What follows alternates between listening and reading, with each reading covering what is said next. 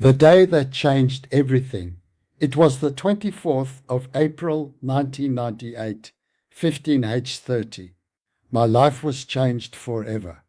It was the beginning of a long weekend, Freedom Day, ironically, and a perfectly normal Friday. I was involved in a consulting project for a large media group and had asked Lisa, my personal assistant, to be on site with me for a few weeks to help with the admin while I focused on interviews and meetings. Lisa had my cell phone because I didn't want it in the room distracting me.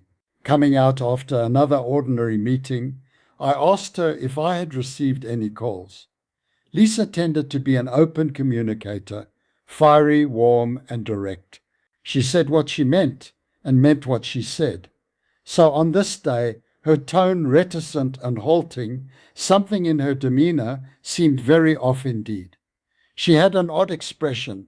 The entire atmosphere in the room shifted. "Cliff, do you own a green Taz?" she asked. I was puzzled and short. Helga was using the car that day. "Lisa," I said, "please, you've taken Justine to school in that car on a few occasions." In an impatient mood, I rushed off without a second thought. When I came back, I was ready to get on with our work. "Cliff, the green Taz," she said. I think there may have been an accident." At that moment, my cell phone rang. I answered. "This is Officer C," said a voice from the other end. "Are you Cliff?" "Yes." "Do you own a green Taz?" "Yes," I said, my mind starting to race now. "Is the woman driving this car your partner?" "Yes, she's been shot in a hijacking incident." Numb all over. It's hard to describe what it's like. You're living it, but you feel as if you're in a movie.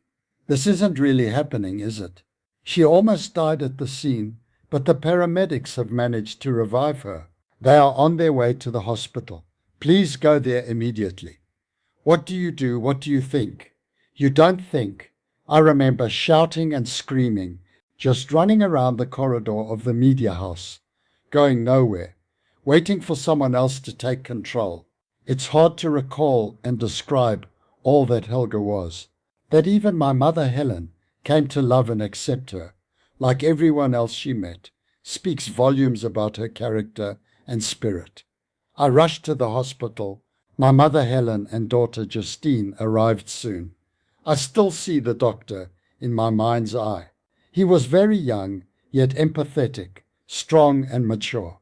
I don't recall the exact words, but the fragments went something like, "Sir, we tried everything.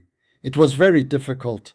The bullet entered the side of her abdomen and penetrated all the way through her body.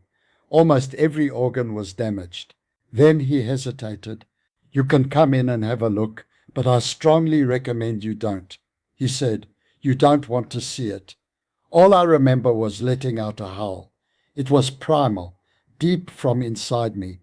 Then I was silent. But that howl, I believe, was my entire nervous system screaming out.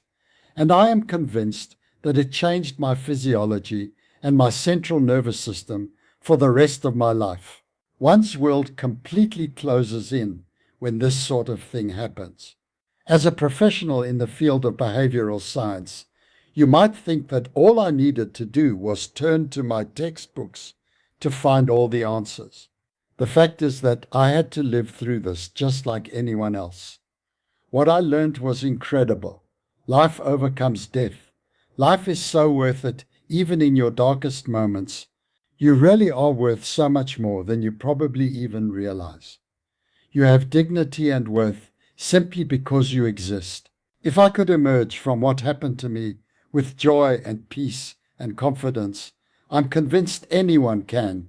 Living is about stories, yours, mine, those of each one of us. Through our collective stories and what we do with those stories, we learn and know more about our world and ourselves.